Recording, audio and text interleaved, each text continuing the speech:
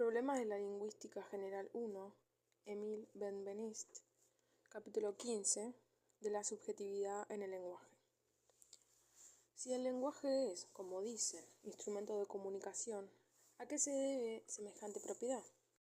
La pregunta acaso sorprenda, como todo aquello que tenga aire de poner en tela de juicio la evidencia, pero a veces es útil pedir a la evidencia que te justifique. Se ocurre entonces sucesivamente dos razones. La una sería que el lenguaje aparece, de hecho, así empleado, sin duda, porque los hombres no han dado con medio mejor, ni siquiera tan eficaz para comunicarse. Esto equivale a verificar lo que deseábamos comprender.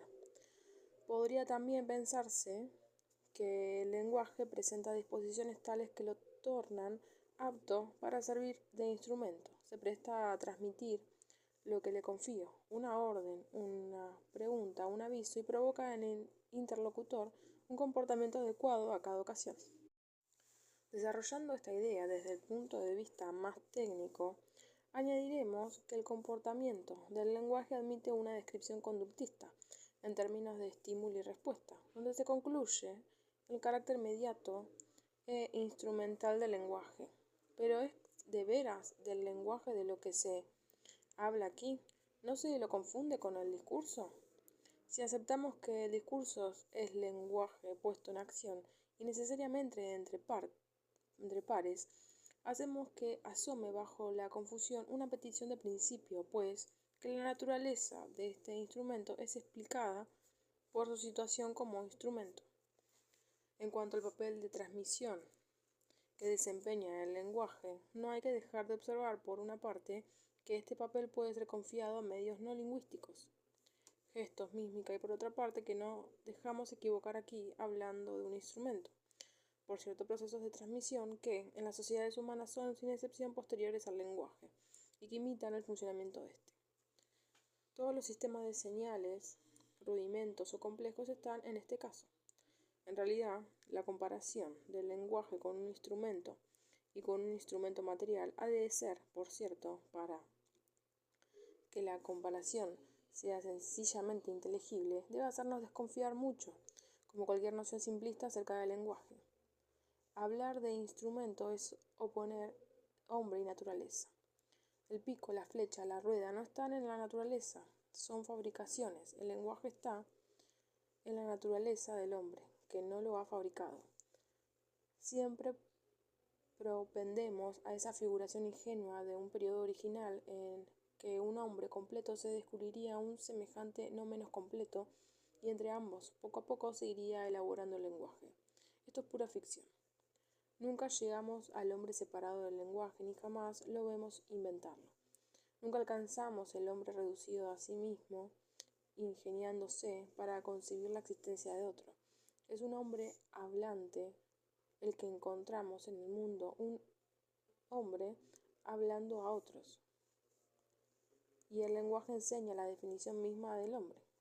Todos los caracteres del lenguaje, su naturaleza inmaterial, su funcionamiento simbólico, su ajuste articulado, el hecho de que posea el contenido, bastan ya para tornar sospechosa esta asimilación a un instrumento, que tiende a disociar del hombre la propiedad del lenguaje. Ni duda cabe que en la práctica cotidiana el vaivén de la palabra sugiere un intercambio, por lo tanto una cosa que intercambiaríamos. La palabra parece así asumir una función instrumental o vehicular, que estamos prontos a hipostatizar en objetos. Pero, una vez más, tal papel toca a la palabra. Una vez de vuelta a la palabra esta función, puede preguntarse qué predisponía a aquella a garantizar esta. Para que la palabra garantice la comunicación, es preciso que la habilite el lenguaje, del que ella no es sino actualización. En efecto, es el lenguaje donde debemos buscar la condición de esta aptitud. Reside, nos parece, en una propiedad del lenguaje poco visible bajo la evidencia de que la disimula y que todavía no podemos caracterizar si no es sumariamente. Es en y por el lenguaje como el hombre se construye como sujeto, porque el solo lenguaje funda en su realidad, que es la del ser, el concepto de ego. La subjetividad de que aquí tratamos es la capacidad del locutor de plantearse como sujeto. Se define no por el sentimiento de cada quien experimente de ser el mismo, sentimientos que, en la medida en que es posible considerarlo, no es sino un reflejo, sino como una unidad psíquica que trasciende la totalidad de las experiencias vividas, que reúne y que asegura la permanencia de la conciencia. Pues bien, sostenemos que esta subjetividad, pónganse en fenomenología o en psicología, como se guste, no es más que la emergencia en el ser de una propiedad fundamental del lenguaje. Es ego quien dice ego. Encontramos aquí el fundamento de la subjetividad, que se determina por el estatuto lingüístico de la persona. La conciencia de sí no es posible más que si se experimenta por contraste. No empleo yo, sino distinguiéndome de alguien que será en mi alocución un tú. Es esta condición de diálogo lo que es constitutiva de la persona, pues implica en reciprocidad que me torne tú en la alocución de aquel que por su lado se designa por yo. Es aquí donde vemos un principio cuyas consecuencias deben desplegarse en todas direcciones. El lenguaje no es posible sino porque cada locutor se pone como sujeto y remite a sí mismo como yo en su discurso. En virtud de ello, yo plantea a otra persona, la que exterior y todo a mí. Se vuelve mi eco, al que digo tú, y que me dice tú. La polaridad de las personas, tal es en el lenguaje la condición fundamental de la que el proceso de comunicación, que nos sirvió de punto de partida, no pasa de ser una consecuencia de todo pragmático. Polaridad, por lo demás muy singular en sí, y que presenta un tipo de oposición cuyo equivalente no aparece, en parte alguna, fuera del lenguaje.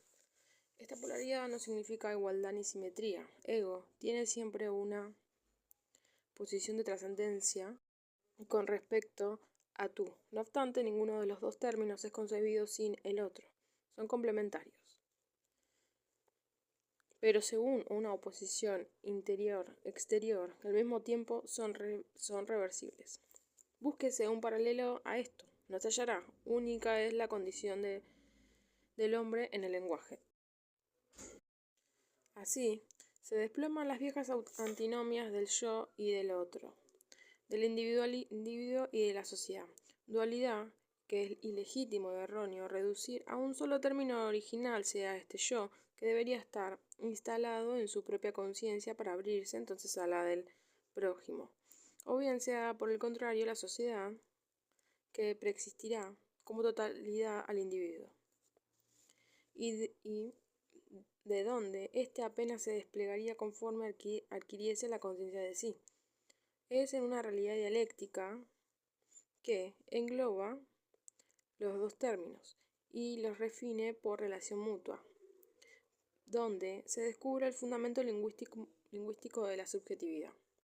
Pero, ¿tiene que ser lingüístico dicho fundamento? ¿Cuáles títulos se arroga el lenguaje para fundar la subjetividad?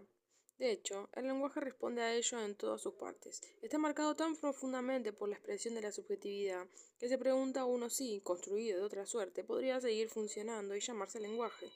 Hablamos ciertamente del lenguaje y no solamente de lenguas particulares, pero los hechos de las lenguas particulares concordantes testimonian por el lenguaje. No conformaremos con citar lo más aparente. Los propios términos de que nos serviremos aquí, yo y tú, no han de tomarse como figuras, sino como formas lingüísticas que indican la persona. Es un hecho notable, mas, ¿quién se pone a notarlo siendo tan familiar? Que entre los signos de una lengua del tipo época o región que sea, no faltan nunca los pronombres personales. Una lengua sin expresión de la persona no se concibe. Lo más que puede ocurrir es que ciertas lenguas, en ciertas circunstancias, estos pronombres se omitan deliberadamente. Tal ocurre en la mayoría de las sociedades del Extremo Oriente, donde una convención de cortesía impone el empleo de perífrasis o de formas especiales que de determinados grupos de individuos para reemplazar las referencias personales directas. Pero estos usos no hacen sino subrayar el valor de las formas evitadas, pues es la existencia implícita de estos pronombres la que da su valor social y cultural a los sustitutos impuestos por las relaciones de clase. Ahora bien, estos pronombres se distinguen en esto de todas las designaciones que la lengua articula. No remiten ni a un concepto ni a un individuo. No hay concepto yo que englobe a todos los yo, que se enuncian en todo instante en boca de todos los locutores, en el sentido en que hay un concepto árbol al que se reduce todos los empleos individuales de árbol. El yo no se denomina, pues, ninguna entidad léxica. ¿Podría decirse entonces que yo se refiere a un individuo particular? De ser así, se trataría de una contradicción permanente admitida en el lenguaje y en la anarquía en la práctica. ¿Cómo el mismo término podría referirse indiferentemente a no importa cuál individuo y al mismo tiempo identificarlo en su particularidad? Estamos ante una clase de palabras, los pronombres personales, que escapan al estatuto de todos los demás signos del lenguaje. ¿A qué yo se refiere? A algo muy singular, que es exclusivamente lingüístico. Yo se refiere al acto del discurso individual, en que es pronunciado y cuyo locutor designa, en un término que no se puede ser identificado más que en lo que, por otro lado, hemos llamado instancia del discurso, y que no tiene otra referencia que la actual. La realidad a la que remite es la realidad del discurso, es en la instancia del discurso en que yo se designa al locutor donde éste se enuncia como sujeto. Así es verdad, al pie de la letra, que el fundamento de la subjetividad está en el ejercicio de la lengua. Por poco que se piense, se advertirá que no hay otro testimonio objetivo de la identidad del sujeto que el que así da el mismo sobre sí mismo. El lenguaje está organizado de tal forma que remite a cada locutor apropiándose la lengua entera, designándose como yo. Los pronombres personales son el primer punto de apoyo para salir a la luz de la subjetividad en el lenguaje. De estos pronombres depende a su vez otra clase de pronombres que comparten el mismo estatuto. Son los indicadores de Deisis, demostrativos, adverbios, adjetivos, que organizan las relaciones espaciales y temporales en torno al sujeto, tomando como punto de referencia esto, aquí y ahora, y sus numerosas correlaciones, eso, ayer, el año pasado, mañana, etc. Tienen por rasgo común definirse solamente por relación a la instancia del discurso en que son producidos, es decir, bajo la dependencia del yo que en aquella se enuncia. Fácil es ver que el dominio de la subjetividad se agranda más y tiene que anexarse la expresión de la temporalidad. Cualquiera que sea el tipo de lengua, por doquier, se aprecia cierta organización lingüística por la noción del tiempo. Poco importa que esta noción se enmarque en la flexión de un verbo o mediante palabras de otras clases, partículas, adverbios, variaciones léxicas, etc. Es cosa de la estructura formal. De una u otra manera, una lengua distingue siempre tiempo, sea un pasado o un futuro, separados por un presente, como en francés o en español. Sea un presente pasado opuesto a un futuro o un presente futuro distinguido de un pasado, como en diversas lenguas amerindias, distinciones susceptibles, a su vez, de variaciones de aspecto, etc. Pero siempre la línea divisoria es una referencia al presente. Ahora, este presente, a su vez, no tiene como referencia temporal más que un dato lingüístico, la coincidencia del acontecimiento descripto con la instancia del discurso que lo describe. El asidero temporal del presente no puede menos de ser interior al discurso. El diccionario general define el presente como el tiempo del verbo que expresa el tiempo en que se está. Pero cuidémonos. No hay otro criterio ni otra expresión para indicar el tiempo en que se está, que tomarlo como tiempo en que se habla. Es el momento eternamente presente, pese a no referirse nunca a los mismos acontecimientos de una cronología objetiva, por estar determinado para cada locutor por cada una de las instancias del discurso que le tocan. El tiempo lingüístico es sui referencial. En último análisis temporal humana, con todo su aparato lingüístico, saca a relucir la subjetividad inherente al ejercicio mismo del lenguaje. El lenguaje es, pues, la posibilidad de la subjetividad por contener siempre las formas lingüísticas apropiadas a su expresión. Y el discurso provoca la emergencia de la subjetividad en virtud de que consiste en instancias discretas. El lenguaje propone, en cierto modo, formas vacías que en cada locutor en ejercicio del discurso se apropia y que refiere a su persona, definiendo al mismo tiempo el mismo como yo y una pareja como tú. La instancia del discurso es así constitutiva de todas las coordenadas que definen el sujeto y de las que apenas hemos designado sumariamente las que aparentes. La instalación de la subjetividad en el lenguaje crea en el lenguaje y creemos fuera de él también la categoría de la persona. Tiene por lo demás efectos muy variados en la estructura misma de las lenguas, sea en el ajuste de la forma, son las relaciones de la significación. Aquí nos fijamos en lenguas particulares por necesidad a fin de ilustrar algunos efectos del cambio de perspectiva que la subjetividad puede introducir. No podríamos decir cuál es, en el universo de las lenguas reales, la extensión de las particularidades que señalamos. De momento es menos importante delimitarlas que hacerlas ver. El español ofrece algunos ejemplos cómodos. De manera general, cuando empleo el presente de un verbo en las tres personas según la nomenclatura tradicional, parecería que la diferencia de persona no acarrea ningún cambio de sentido en la forma verbal conjugada. Entre yo como, tú comes, él come, hay en común y de constante que la forma verbal presenta una descripción de una acción atribuida respectivamente y, de manera idéntica, a yo, a tú, a él. Entre yo sufro, tú sufres y él sufre, hay parecidamente en común la descripción de un mismo estado. Esto da la impresión de una evidencia ya implicada por la ordenación formal en el paradigma de la conjugación. Ahora bien, no pocos verbos escapan de esta permanencia del sentido en el cambio de las personas. Los que vamos a tocar denotan disposiciones u operaciones mentales.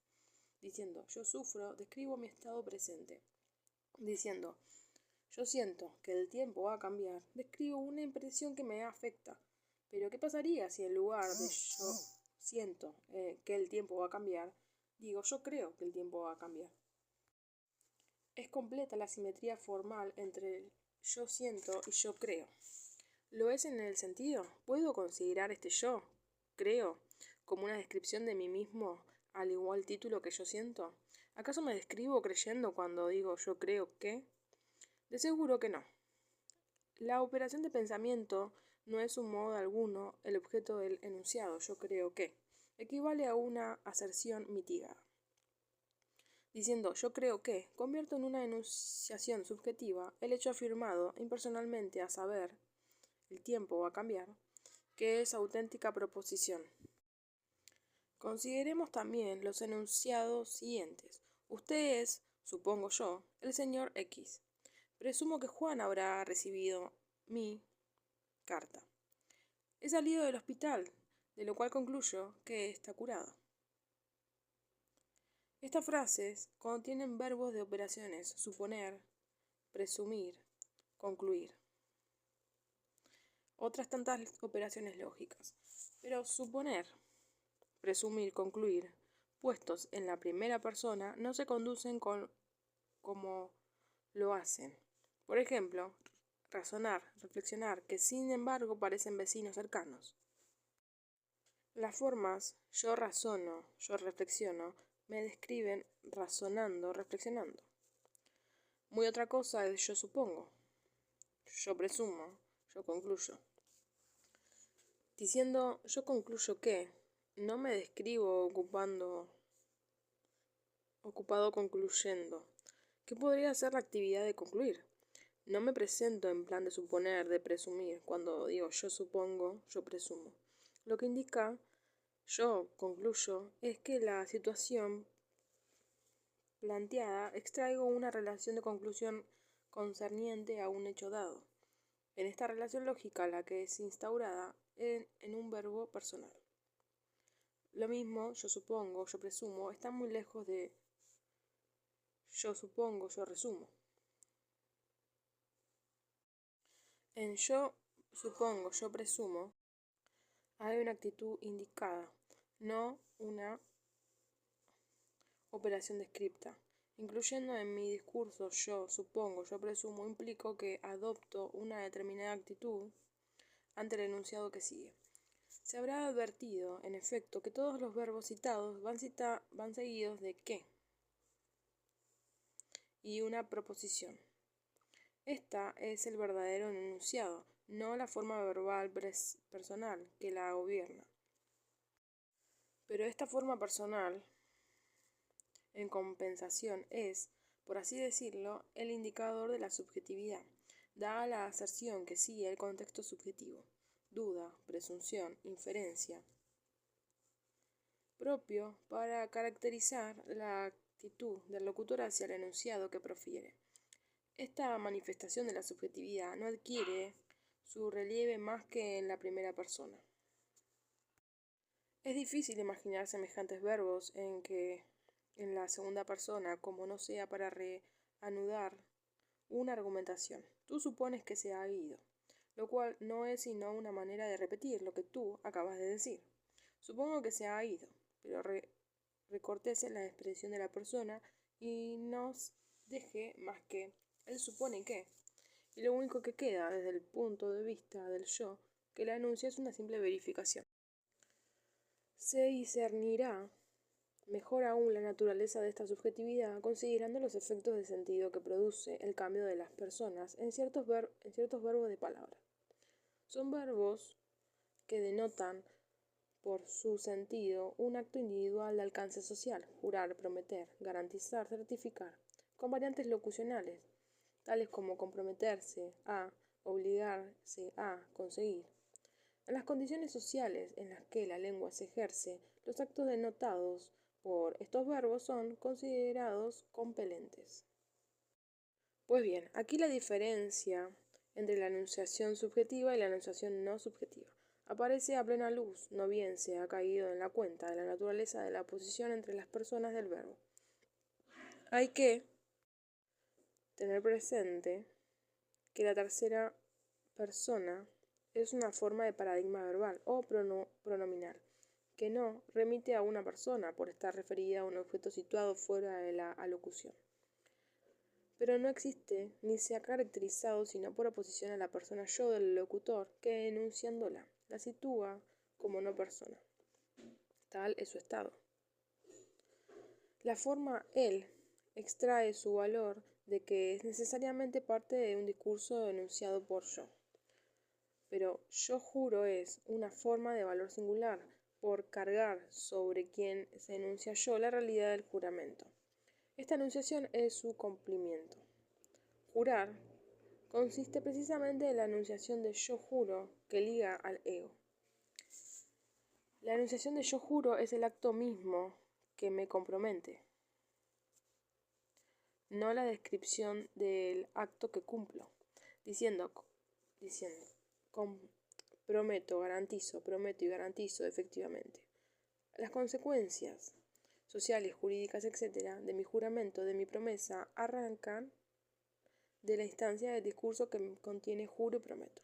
La enunciación se identifica con el acto mismo. Mas esta condición no está dada en el sentido del verbo, es la subjetividad del discurso lo que la hace posible. Se verá la diferencia reemplazando yo juro por él jura. En tanto, yo juro es un comprometerme, él jura no es más que una descripción, el mismo plano que él corre, él fuma. Se ve aquí, en condiciones propias a estas expresiones, que el mismo verbo, según sea asumido por el sujeto o puesto fuera de la persona, adquirirse valor diferentes. Es una consecuencia de que la instancia del discurso que contiene el verbo plantee el acto mismo del tiempo que funda el sujeto. Así el acto es consumado por la instancia de enunciación por su nombre, que es jurar, a la vez que el sujeto es planteado por la instancia de enunciación de su indicador, que es yo. Bastantes nociones lingüísticas, quizás hasta en psicología, aparecerán bajo una nueva luz si se las restablece en el marco del discurso, que es en la lengua un tanto que asumida por el hombre, que habla y en condición de intersubjetividad única que hace la comunicación lingüística.